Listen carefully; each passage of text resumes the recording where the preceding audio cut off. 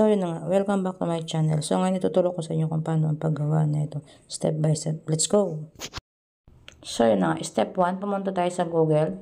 Tapos i-search natin sa search bar ang pangalan na type natin ng Bing Image Creator. So pagkalabas niyan, yung unang-unang ang pipindutin natin, click natin yan. Tapos ganitong lalabas blanco. So isulat natin kung ano yung purpose natin dyan. So i-type na natin. Pagka-type natin, i-click natin yung create. Pindutin natin yung create, tapos antayin lang natin mag-loading siya bang. Mga 10 minutes siguro, or depende na lang sa signal ninyo.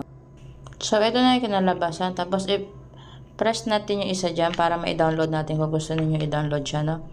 Pagka-press nyo, pindutin natin yung 3 dots sa gilid, tapos download.